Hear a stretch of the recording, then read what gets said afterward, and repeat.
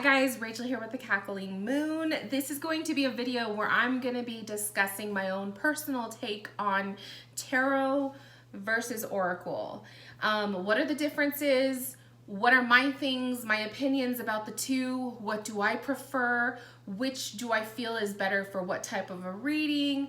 All of the above. So if you are interested in hearing about the whole tarot versus oracle discussion, please keep on watching.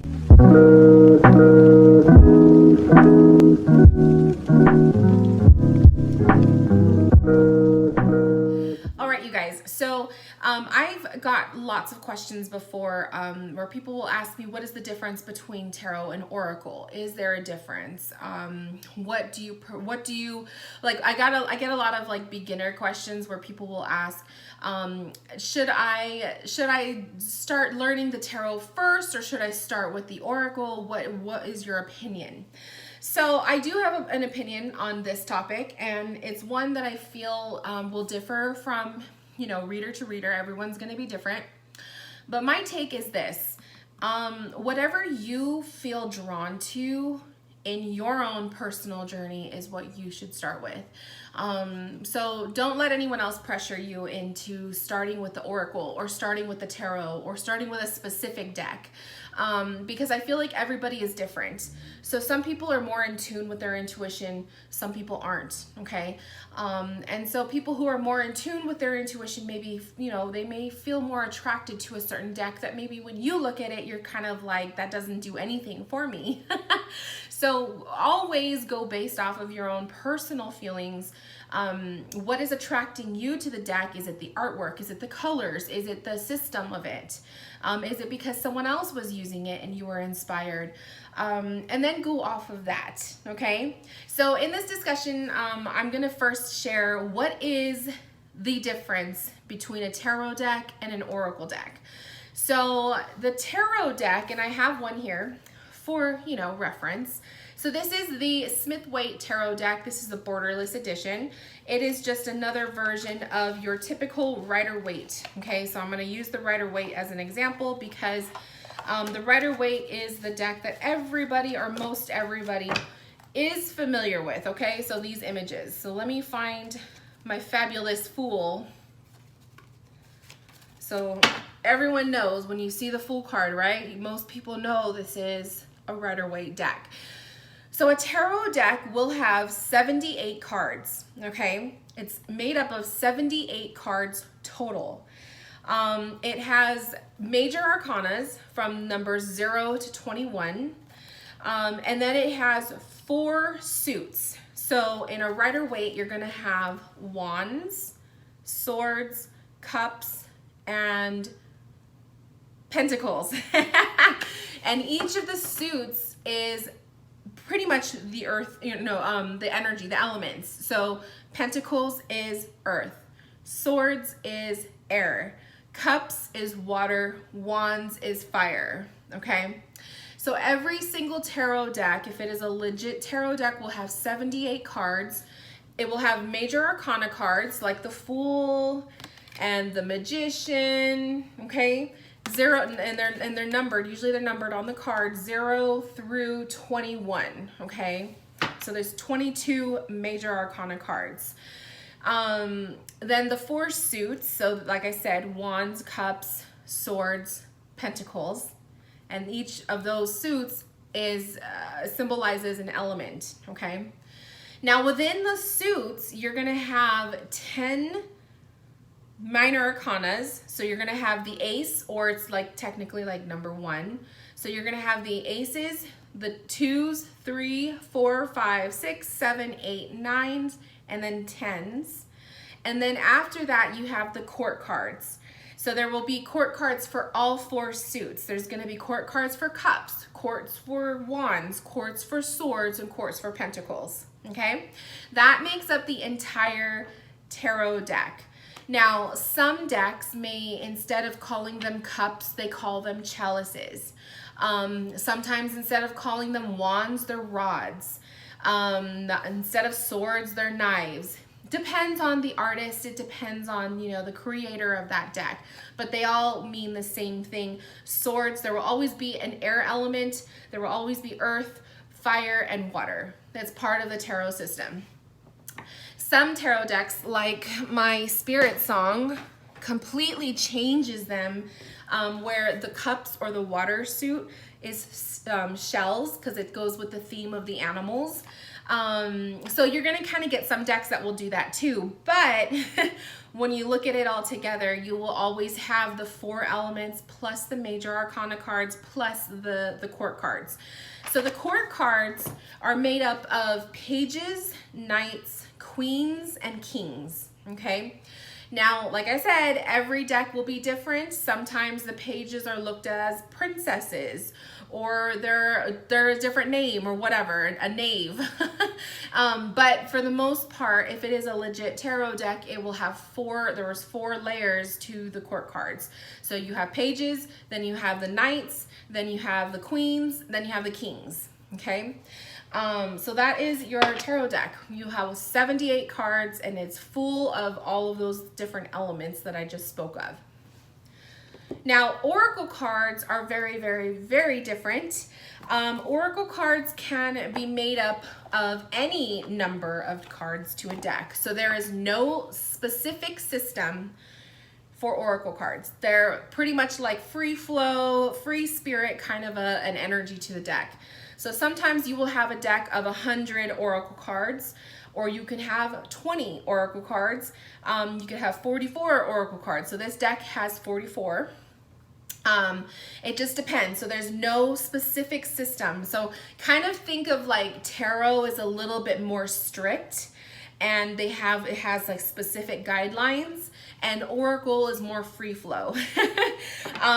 The other thing about oracle cards is you are going based off of your intuition for the most part. Now, you do also go based off of your intuition with tarot, but the tarot has a specific system where, you know, the Ace of Cups will always symbolize these particular key words. And then obviously as you advance in your own path, the Ace of Cups may not just mean, you know, that specific word. It might mean other things to you, and that's how you kind of grow and evolve in your own readings. But when you're first starting out with the tarot, and if you're very strict with yourself on studying it like by the book definitions will pretty much be the same. For like every Ace of Cups will be the same.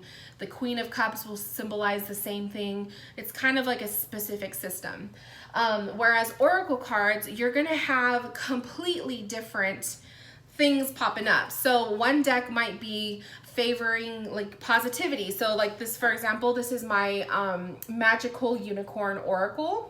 Okay, this is a very positive deck. This is like kind of like to me it's like a spiritual positivity. So it gives you, you know, words of wisdom, words of like encouragement and whatnot. So for example, this one says one step at a time. So you have a big blurb at the top right here that says one step at a time, and then you have a, you know, a little bit more down here. It says lots of little steps make big dreams come true. So this card, when you would pull it, you're basically using your intuition. How do you feel about the card's message or even the imagery? Sometimes some oracle decks will not have any wordage, okay? It'll simply be a photo or a picture or an art piece or whatnot. So it just depends. Every oracle deck is different. Now, if it does have the words or phrases, those are meant to help your intuition, okay? So if I'm pulling for the question of what is my relationship like right now, or what do I need to work on in my relationship, and then if I were to pull one step at a time, that's pretty much like my intuition goes, oh, I need to take it one step at a time, this process of my relationship, or maybe I need to kind of look at it as you know, being patient in this process and not jumping to conclusions with the, you know, with the outcome of this relationship. So you kind of have to use your intuition to fill in the blanks. The oracle card is mainly there to get your intuition going. You know, it's just to help you, give you that little boost. But every deck is different. So like I said, this is a very positive kind of, it helps with like your spirituality or your health. And that's how you kind of get comfortable and familiar with your oracle decks, because I wouldn't necessarily use this deck for like, I don't know, if there's like a specific question that someone's asking, this may not be the one that I would go for. But let's say I'm like reading for somebody who is going through a really tough time in their life and they just kind of, they need messages of encouragement and hope. This would be a deck I would pull. So sometimes you'll know like some of your oracle decks are more good for love readings, but not so much for career. Or maybe you have an oracle deck that you feel like really gets your mind going and you think outside of the box and it really like stimulates your intuition, but it's not necessarily one you feel comfortable reading for other people. So maybe it's like your own personal oracle deck. And I have a couple of those too. So I do have like my decks that I use solely for myself, which kind of brings me to the next topic of using your decks for personal growth.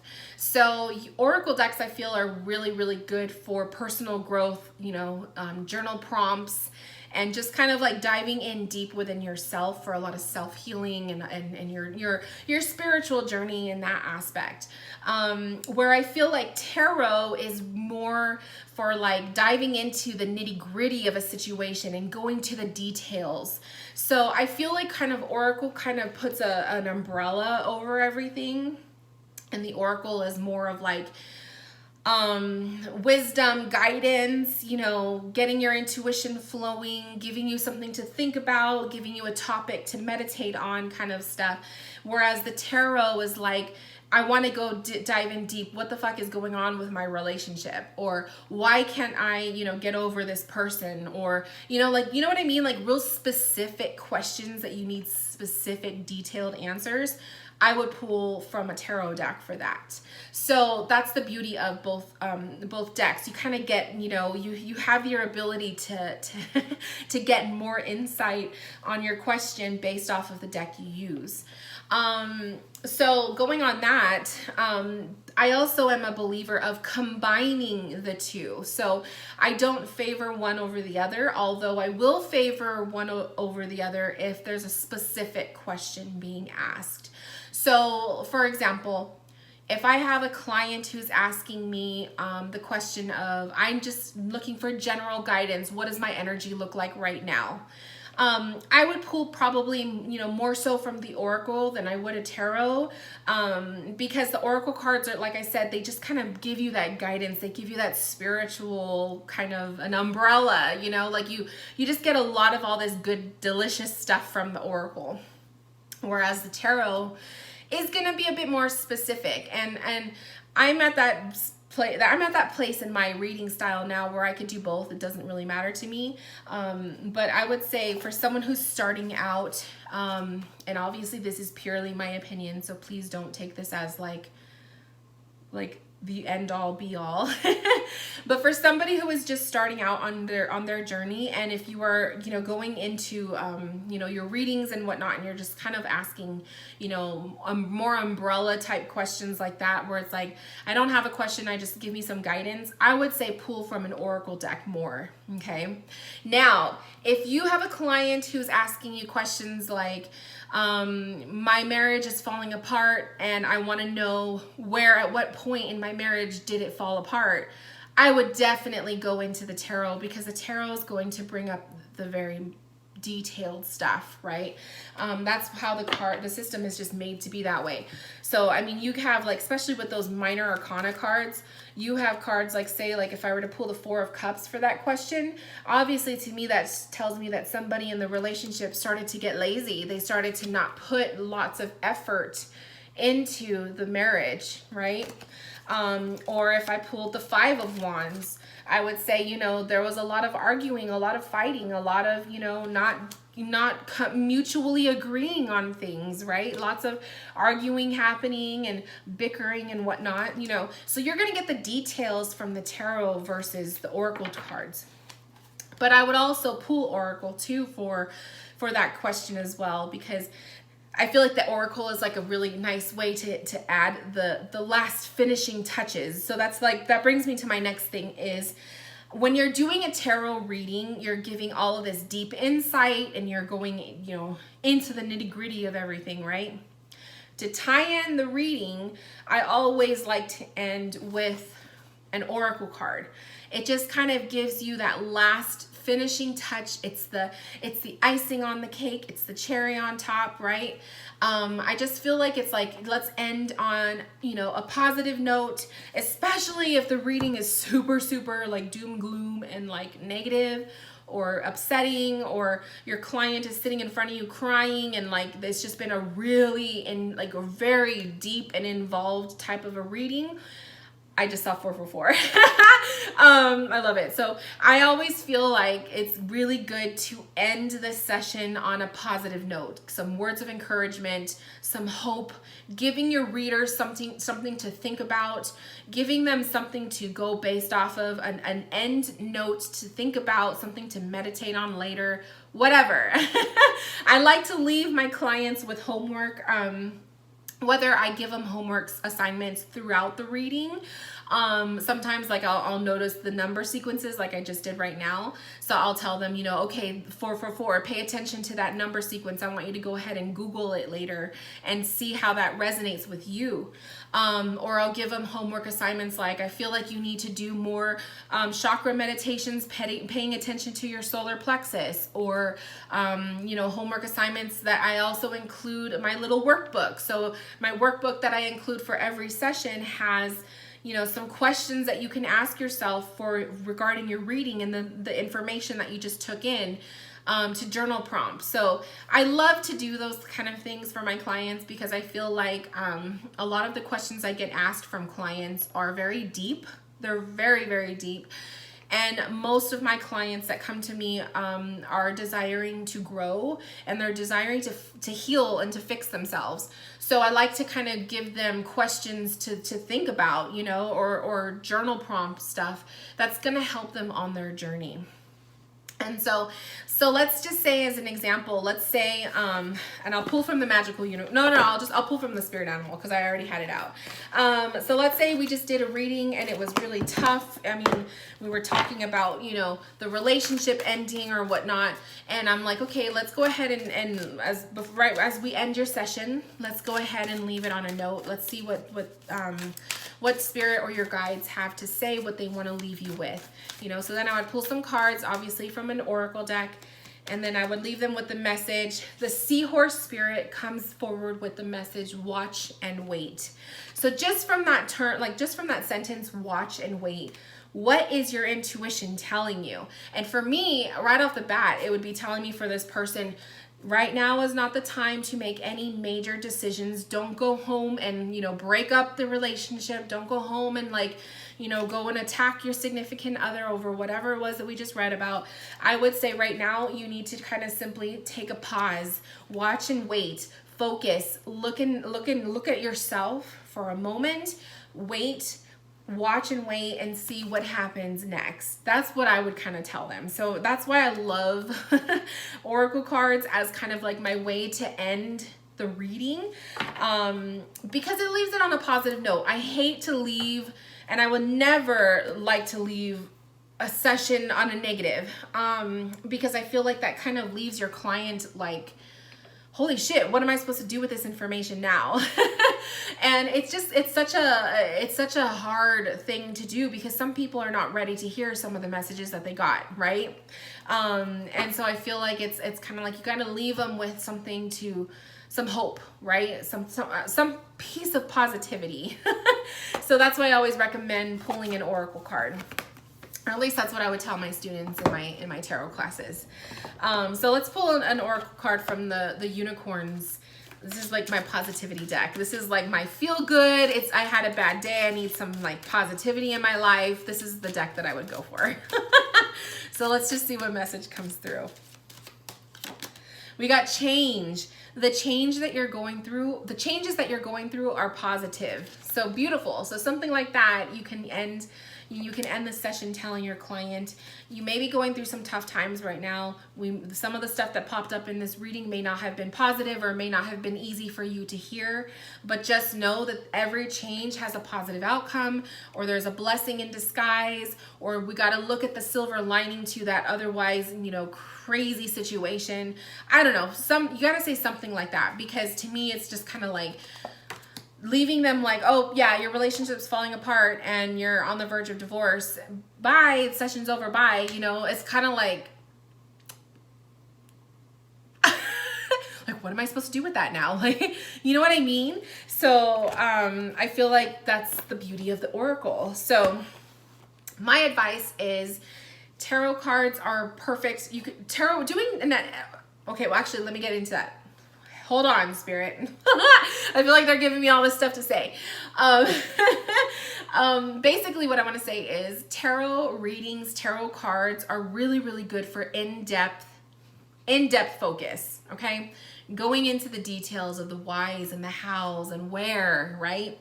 Oracle is more for like getting your intuition going, giving you something to kind of focus on, a journal prompt, a way to end the reading, insight, guidance, that kind of thing. Like giving, like those of us who crave that best friend relationship, and if we don't have that best friend person in our life, but we need it, I feel like the Oracle deck kind of does that for you. Like if they're going to give you that more spiritual, positive advice versus like the tarot, which is kind of like the rude friend, not just a rude friend, but like that friend that's gonna tell it like it is.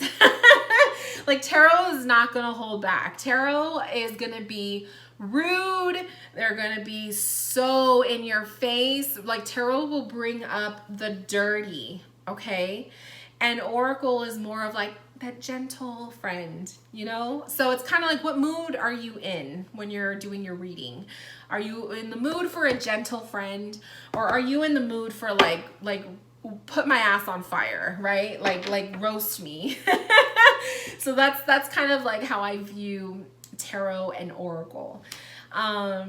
Other than that though, you guys, I feel like blending the cards is really good. So doing a reading with both tarot and Oracle, I totally recommend. I always do that. And sometimes I use multiple, you guys have seen my videos, like I use multiple decks. So there's no right or wrong way to do it. Now doing a reading solely based on Oracle cards, totally doable. Just like doing a reading only with tarot is doable. And then the last thing I want to talk about is tarot spreads. So have you guys ever, I posted a couple of them. I reposted some other readers I follow. They make tarot spreads, right? So they create their own. So there's a couple floating on Instagram right now, specific for Mercury retrograde. And so I reposted them. So if you guys follow me on Instagram, and if you watch this video today, Thursday, the 18th of June, go to my Instagram. I think today's Thursday. Yeah, Thursday, the 18th of June. Go to my Instagram and look at my stories, and you'll see I reposted 2 readers, Mercury retrograde tarot spreads. So a tarot spread is basically, you know, this card means, you know, to answer this question. This one means this. This one means this. It's a really cool way to learn how to read the cards. So I do recommend, you know, working with a spread because it's going to help you. And then obviously those of you who don't like the spreads, you free flow it, which is what I do. I free flow when I do my cards. I just pull them and I read them intuitively. So you could do both ways or whatever. There's no right or wrong way. But you could totally use a tarot spread with Oracle cards. You do not have to limit yourself. You're like if you're using a tarot spread, you can't, it's not that you can't use it with an Oracle, like you totally can. So the tarot spreads are not just for tarot cards. And I wanted to make sure I say that too, because I think some people who are beginners, they may not know that, or they may not understand that. So you can totally use a tarot spread with your Oracle deck and vice versa. You could totally use an Oracle spread with your tarot cards. They're pretty much, it's like the same thing. It's just the tarot deck is going to give you the raw. Okay, the tarot deck is going to go deep. The tarot is going to call you out for sure. It will call you out on your bullshit. It will bring up stuff that maybe you're not ready for. Although I do feel like sometimes when someone gets a reading and stuff comes up that maybe they weren't thinking was going to come up, Spirit has a way of bringing stuff up that needs to be heard. So I am a believer of that. But yeah, the tarot will do that. Oracle is a little bit nicer unless you get like more of a sassy oracle deck, which they do exist. There are some. But like I said, every deck has its own energy. So some tarot cards, like my SpiritSong, is so gentle. It's animals, like it's gentle, right? But my Wild Unknown, this one, to me, this was my grieving deck when I was going through my grieving process over my bro. I read with the Wild Unknown. So this one is like my depressed, when I'm in a depressed state of mind, or when I just like, I need to like, you know, hear the truth, but you know what I mean? Like my Wild Unknown is that. And then my Rider-Waite is always like my go-to tarot deck. Lastly, because we're on this topic of tarot and oracle, I do recommend a specific deck that is both tarot and oracle together, okay? That would be the Psychic Tarot, or there's also Psychic Tarot for the Heart, which it's in my drawer, and I don't really want to go get it, so we'll just go with the Psychic Tarot. But basically, they're both by John Holland. Do a Google search, you'll find it. This is my favorite, like literally my favorite oracle deck. I call it oracle. I read it like an oracle, but it is can be technically a tarot deck. The only thing about the Psychic Tarot is that it does not have court cards. So I would not call it a tarot deck because it's missing the court cards. Instead of court cards, it does have chakra cards, which is why I use it as an oracle. Where are my chakra cards? Right here. So it has, you know, the chakra cards, but it does not have court cards. So I would not call this a tarot, even though it's called Psychic Tarot, but it is called tarot because, you know, like this is power, or number 8, which would be strength in the tarot. So let me just get a visual for you guys. So in the tarot, this is number 8, strength. And then in the Psychic Tarot, it's, you know, obviously you see the man with the lion, power. This is why I call it an oracle deck, because it has these little blurbs at the bottom. But technically it is number 8. It would have been the major arcana, strength. So you could read it like a tarot, but I don't, because it doesn't have court cards. So I would not call a deck a tarot deck if it doesn't have one of those elements. It has to have everything. So to me, this is oracle. But like I do use some of these things, like some of the cards, the way that they're, you have to have a deck to know what I'm talking about. But for example, conflict and defeat, this is number 5. This would be 5 of cups. So the borders should tell you, they kind of tell you which element it is. It's blue, it's water. So technically in the tarot, this would be the 5 of cups. But I read it like an oracle because it has the phrase here, so it kind of gives you something to intuitively go based off of. But because I know that this would be the 5 of cups, I kind of see the 5 of cups in my mind of the tarot, and I kind of use that to help me read the cards. So, but that's why I like recommend. So somebody who is learning tarot, but you love oracle cards, a good deck would be the Psychic Tarot, because it kind of has both, the best of both worlds. And then it's also really easy to read because you have like, you have love begins, and then you have like the water flowing, and you have a lot to go based off of with your intuition. So John Holland he creates his decks for that specific purpose, to get your intuition going. And I love that this deck has the chakra cards. Like that was the one reason why I bought it. But yeah, so I will always advertise for the Psychic Tarot, because I've had this one since the beginning of my journey. This was probably the very first oracle deck that I ever bought. And it's so well loved, as you guys could see. It's like falling apart. So freaking love this deck.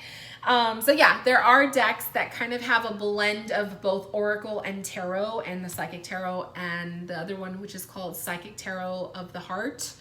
Same thing. So Google those. I'll put them in the description box so you guys can see. But you guys know I'm always reading with that deck. Like, that's like my deck, aside from Waite. But yeah, you guys, I hope that you enjoyed this video. I wanted to kind of just put something else out there on my YouTube, and I wanted to discuss the gloriousness of both Tarot and Oracle. And do I have a favorite? Because I get asked that too. Like, what is your favorite? Do you prefer Tarot or Oracle? And I honestly have to say, as much as I love Tarot, I think I favor Oracle more, and my collection will speak for itself. I do have more Oracle decks than I do Tarot. And I think the reason for that is because a Tarot deck has the specific guidelines, 78 cards, the major, the minor, the court cards, you know, every Tarot deck has that. So it's kind of like when you're buying multiple Tarot decks, you're kind of buying it because of the artwork, or because, you know, or you're like me and you love the Waite clones, you buy it for that purpose. But it's kind of like once you have one Tarot deck, you're good, right? So you're really just buying for the artwork. Whereas Oracle, you kind of have a little bit more of a free flow. You could get Oracle decks that have the chakra cards, or you have Oracle decks that are, you know, positivity, or you have some that are for animal spirit guides, or you have like, oh, I like cats, so let me get a cat Oracle, or the moons, like for the moon phases, you know? So there's a lot of different types of Oracles out there. And I think that's why my Oracle deck collection is so much bigger because once you have a Tarot deck, you're good, unless you want, you know, a cat tarot. Okay, so that's my advice on that. So do I prefer Tarot over Oracle? No, I think it just depends on the type of question that I'm reading for, but for the most part, I use both. And multiples of both in one reading. But I think I favor buying Oracle decks over Tarot for sure. When I'm buying a Tarot deck, it's got to be something I really, really want, or vintage. I'm like a sucker for old vintage out of print decks. There's just something magical about a used deck that has a lot of love in it. I have like tons and tons of Waite decks, but I will always add another to the collection, even if I have multiples of the same copy, simply because it's used, and it's just so beautiful to have someone else's deck. Like, I just love taking in an old deck. So that's like me. But as far as Oracle cards go, my collection is far more favorable to Oracle. So yeah. But anyways, I don't want to keep blabbing on. Thank you guys for tuning in. Thank you for watching. I hope you guys enjoyed the video. If you have any questions, comments, concerns, feedback, leave them below. Let me know, what do you favor? Do you favor Tarot or Oracle? And you know, let me know, do you guys read with both? Which one do you find easier to read with, or do you have a favorite deck? And other than that, I will talk to you guys later, and love you. Take care. Happy reading, and I'll see you guys later. Bye, guys.